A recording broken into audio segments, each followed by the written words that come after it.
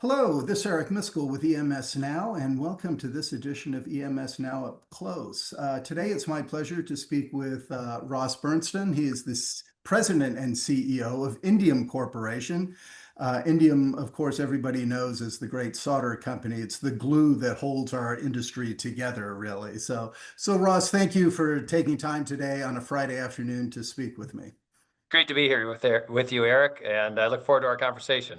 Yeah. Now, we did speak earlier this year at Apex. I had the pleasure of interviewing you. It was on the show floor, but like I was saying before, I like this format without all the distraction and everything going on uh, a lot better. But I just wanted to give you a chance to kind of introduce yourself. I didn't want to talk about all the technology stuff within Indium, which I know that you know exceedingly well, because if I remember correctly, you told me you were a good chemistry teacher. Yeah, So you have to be careful. I'll launch into my chemistry stories if you don't watch out. I got one today. I hope I get to share, but it's always fun to dig into the technology, but I can get lost there. So I'll try to not do that today. yeah, and I'd understand about half of it anyway, Ross, because I'm not a technologist. But I really wanted to focus on you and on the company, right? I mean, you've been with the company since 1996, if I'm not mistaken. You were the president and COO from 2017 to 2024, and since about October of last year, become the president and CEO. Uh, you know, why don't you tell a little bit about yourself, kind of, your growth within the company, and then we can get into discussing Indium a bit. Yeah, be happy to. And Indium's been a really special place, obviously, to me. I've been here since '96, a long timer, and I started off in this entry level position as a tech service person. And in some ways, my career is this career that I hope other people get to experience here, and I really think they do have that opportunity because of the way we operate as a company. Indium's a special place. We've always valued the niches, the special, the small guy who's trying to do something new and creative. We're the company that wants to partner with them. Of course, we have the largest names in electronics working with us every day right now, but there's still this passion for that emergent company or that emergent technology. And in so many ways, for me, I got to start my career working with a new product and ended up becoming the world's kind of leading tin lead product at the time, our SMQ92J. This is years ago. But my opportunity to work with collaborating with customers, collaborating with R&D, with manufacturing, with quality, with our global sales organization to bring that product to life, it's just been multiplied many times over at Indium. And so we create the freedom for people to really explore something new, try something new, maybe even fail as long as they learn, right? And then keep moving forward. And it's been great fun to see that over the years. Yeah. Now, what's the saying? Fail forward, right? So if you do fail, keep it, because there does learning that comes with that experience, obviously. Yeah. Absolutely. And we see that, one of the things that we just had this fun experience last night. We graduated a Dale Carnegie class, and this really kind of tells the story of how Indium likes to develop our people. So we allow managers to basically recommend someone for this class. So we do this every couple years. We do these classes, and you get people from the front lines or first-time supervisors or people who are just emergent leaders to get to take this course. And if you've ever read Dale Carnegie's books, you'll realize it's all about how you are self-reflective on your own behaviors and how by being self-reflective, you can gain your confidence, you can gain your ability to interact in a positive manner with others. And so I got to see people who are, for example, one of our maintenance guys, he's like, I'm overwhelmed with so much going on. I can't get it all done. And then I took Dale Carnegie and I realized I know the answer to this now. I don't need to own it all. I can go in front of my team and say, these are all the things we have to get done. How are we going to get them done? Yeah. And that little nuance makes all the difference. Yeah. That's a great segue to what I wanted to follow up on, which is, your role at Indium obviously has progressed over the years, speaks of a successful career, and you've become the CEO and the strategic leader of the company now. So tell me about you as Ross, as a leader. How would you describe your leadership style and also how you approach the role of being that leader at Indium? Yeah. So one of the most important things is to have a clear vision on where we're going and what we're trying to achieve. And what I found is the more I can create vivid. The more vivid the picture of our future, the more vivid the picture of what we're trying to get to, helps everyone else to just say, all of a sudden, once that's done, I can step into the background and just support, and the organization runs down the path and actually can fulfill that vision faster, maybe lower cost, with a more creative solution than I could have ever imagined. And so, in so many ways, my job is to set forth that leadership style, or that vision of where we're going, and then the style of leadership we want, which is very much a distributed leadership model, which is, I mean, quite common now, but it's the ability to get, instead of, moving information up to where the decision makers are, put the decisions down to where all the information is, and or out to where all the information is, maybe a better way to say it, and then really equip people to move fast. But to keep us all going in the same direction, that vision is really important, and that's one of my key jobs and key roles in the company. Yeah, no, and I think that's, leadership has evolved over the decades, obviously, and I think that is really kind of reflective of where we are in business today. Right. Well, and what's fun is that vision of the future is not just a technology, although technology, we're a technology company, plays a big role. Like, what's our bet on the next technology, or what, and that drives R&D and development. But it's also, what's our vision for how we want to be organized? We have a very strong culture of the Indium way of respect, appreciation, and achievement. This is core to who we are. But how do we want to evolve that and mature that as we grow globally, as we have different cultures, as we have people coming into the organization from different backgrounds? And so the way in which we interact becomes another part of the role, not just the, okay, here's what we want to achieve as a business, but here's what we want to achieve for our employees, for our customers, for our communities. All of those things come together, and that's been a lot of fun to be able to craft that together. And I'm still in the process of doing that. There's not an end point to that, right? That's a continuous endeavor. Yeah, no, absolutely. And what I appreciate what you just said, there's use culture in two ways, right? Both the corporate, but also the national, right? Because that is oftentimes, as you expand and you're dealing with cultures in other places, you have to make some accommodations, right? It can't just be the US way, so to speak. Correct. Yeah, we have this incredible R&D team and sales team and production team in China, for example. They're just so important to our business, and some of the most creative activity is coming out of that group because they're in a different dynamic. It's very fast paced. There's lots of transitions, companies leaving, company coming in, and so their ability to respond to that environment is directly reflected in how creative they can be and how dynamic they can be in the way they approach the market and the way they support our customers. And so we all learn from that. It's really fun to see. Yeah. The other thing, and what I appreciate about your story that I think is reflective of the culture there at Indium, is that you were internally developed into the role you have now. You weren't somebody that was headhunted and brought in from somewhere else or another industry. And it really speaks to the corporate culture and really the internal values and processes for a company like Indium. Yeah, there's nothing more fun than seeing people promoted from within. We have quite literally people who joined the company as an entry level operator who are now running product lines, running sales groups, running factory groups. It's an amazing thing to see people grow there. And I was blessed to have a guy named Greg Evans be one of my leaders and mentors for many years, and he was a real believer in people, and that each individual it has their own unique story and their own unique style, but they can bring that all their talents to the company, and we help them flourish. And in helping them flourish, we as a company flourish. And that's just been a big part of who we are. We have, I've been joking, there's a family at Indium that has 4 members of their family working here. And they have 2 more joining us this summer. And it's just so fun to see. I mean, imagine 6 people from the same family all working at the same company, 3 generations. It's super exciting to see. No, and that's a real testament, right? That they would want to do that, and they obviously value the company. And I grew up with my father in Bank of America, and my first job was with Bank of America. We called it Mother Bank back then, Yeah. right? Because it did, and it was just you see it, and you see the goodness that comes from it, not in the practical way, but in what it provided for the family, and that's awesome. Absolutely. And there's nothing better entire family unit or a community, then great jobs with career advancement. And so we believe heavily in internal development. So we have an apprenticeship program. We're the leaders in apprenticeships in New York State. We also have we support people with continuing education so they can get their, 2-year degree, 4-year degree, master's degree.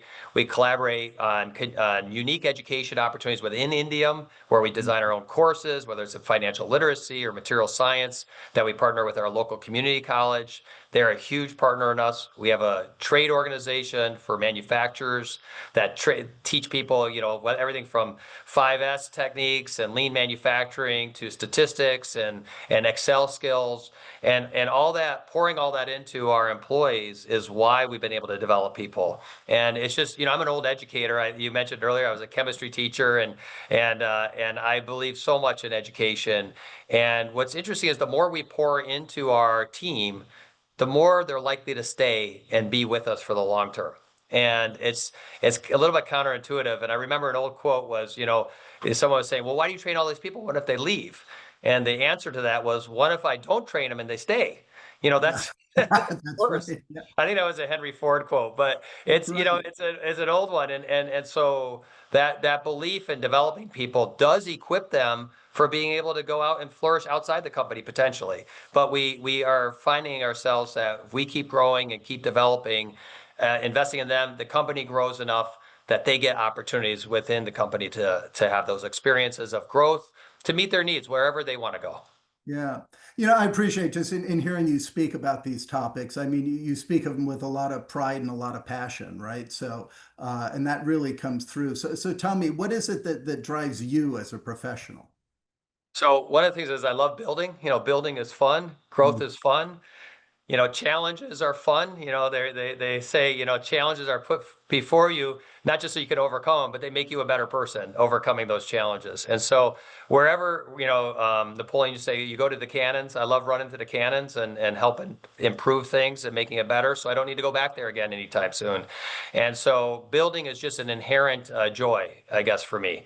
The other is I love technology. I think you could probably tell that. I'm withholding my desire to jump into technology discussions.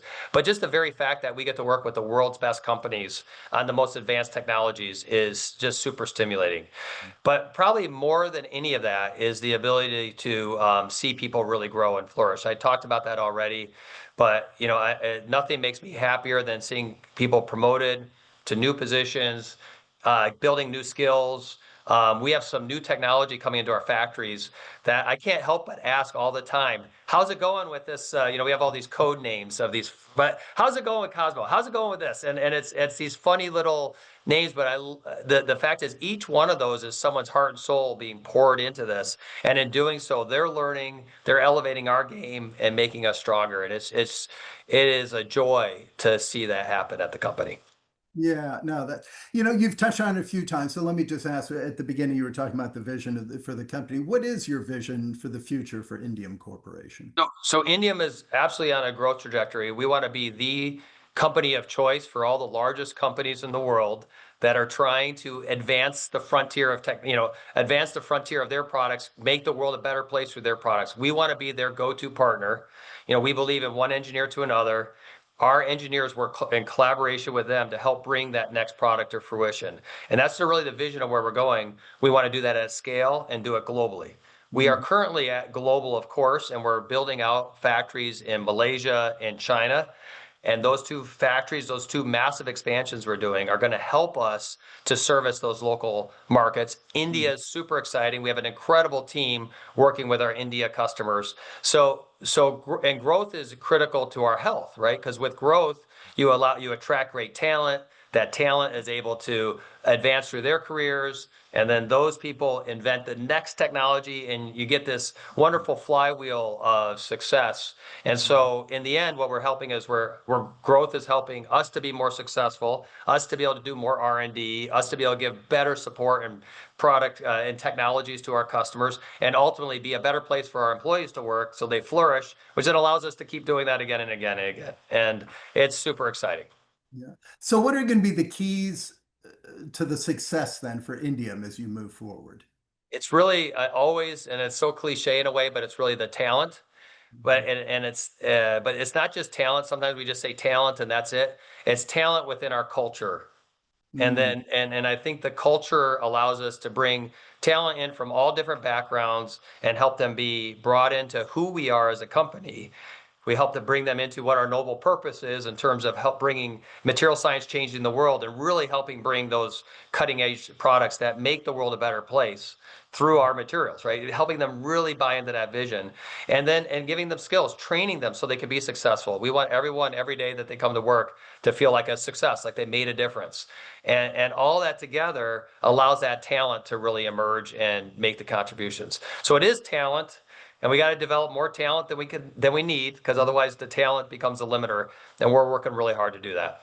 yeah, oh, very good. So, we've talked about you, the company. Let's talk a bit about the industry in which we operate here, right? I mean, it's certainly been challenging times within the industry of late. So, how would you assess kind of the current state of our industry and the challenges that it faces? Well, the good news right now is our industry, despite all the tariff challenges we have, is actually in a growth mode, right? The industry is, all signs are that we have a lot of activity driving growth. We have some recovery in the computing segment. Automotive, I think, has hit its lows and is on its way back. EV is still, there's some trepidation there still, electric vehicles, but certainly in China, electric vehicles continues to grow and be successful. And I just think we're just in growth doesn't happen linearly, right? It happens in a wave, and we're just seeing that same thing happen here. And then there's so much innovation in green energy. There's innovation in medical devices. There's innovation. Obviously, AI is driving a ton of AI might be a little bit more stabilizing now from the crazy growth it was at for a while, but it's still exciting growth. And so from an industry perspective, we're in really good shape. From a challenges perspective, we were blessed as an industry to have every year for most of my career new regions open up. Like when I started with Indium, this is in 1996. I made some of our first trips were happening into China, right?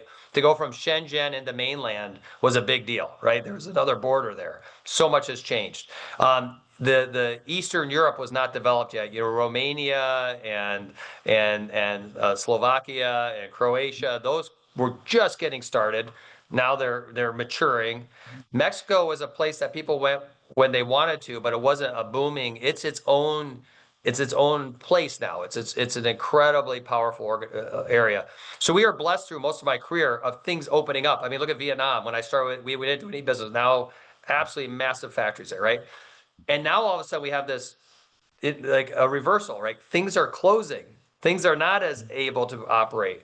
And so we, as a company, need to be equipped, and as an industry, to have robust supply chains in every part of the world. And so single source supplies from single geographies just is not a good way to operate. So we're working very diligently to make sure we have source supplies from multiple geographies, and we're able to do conversion to finished product or final product in numerous geographies to support our customers. And that's probably the great challenge of our age right now is how do you navigate that? Where do you go? There's a lot of uncertainty and a lot of kind of you got to make a call on here's what I think the future will be. There's not really sitting on a sideline. So you got to jump in and make a call. Yeah, that's a great point. You can't wait to see what happens. You gotta take some action, and the term within I speak to a lot of EMS companies has been flexibility and agility for the last many years, right? Yep. In order because those disruptions keep happening and there's uncertainty out there, and you've spoken to some of those, and that makes it challenging from a business perspective, but that's why we have people like you to run companies and stay up late at night and sleepless nights and trying to struggle with this. Yeah, yeah. One of our board members for years would say the only strategy for next year is to be nimble. Yeah, don't worry about your plan or your forecast. Just stay nimble. And there's some truth to that for sure.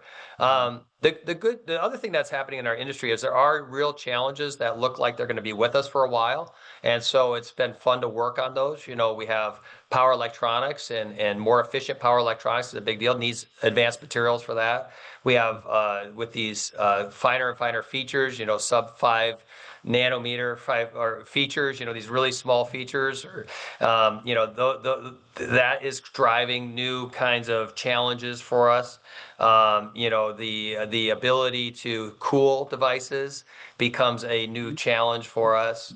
The ability to do photonics on chip, it becomes a new challenge. I mean, these are wonderful new challenges. All of them need advanced materials, and it's really fun to be working with, again, the leading companies on making these devices come to life.